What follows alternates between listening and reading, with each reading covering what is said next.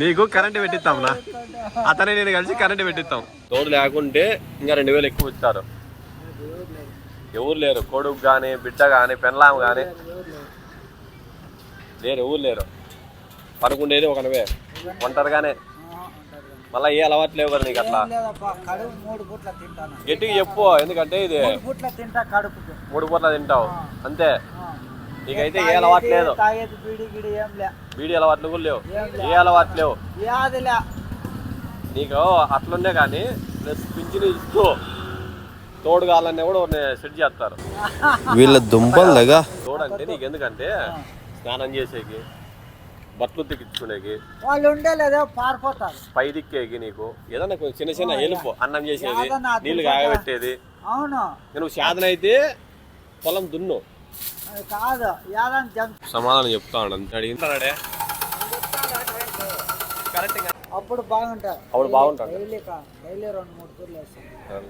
Daily బ్యాటింగే ఇప్పుడు లేదు, ఏ అలవాటు లేవు.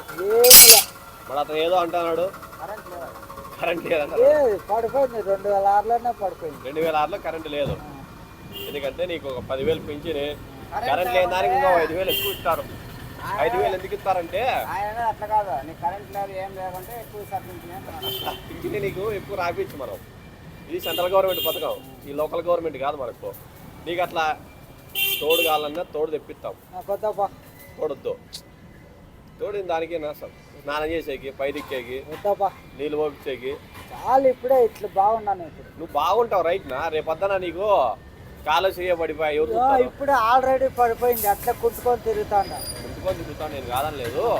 నీకేమన్నా అట్లా కాలంటే చెప్పు, ఒక పైకి పంపించినావు అంటే చాలు చాలు. హెల్ప్ చేస్తారు. ఎవరెవరు ఎత్తేస్తారు, రోడ్లో పడిపోతారు. రెడ్డి నీకు కాదని లేదు, చాలా మంది ఉన్నారు ఎత్తేస్తారు. నీకు అది విడిచిపెట్టి ఎత్తేస్తారు. అది కాదు నీకు చెప్పేది. ఏదైనా రాత్రిపూట్ల నీకు ఏమైనా ఇబ్బంది వచ్చా ఉంది కదా, 50 పైన ఉంటే నీకు 10,000 వస్తుంది.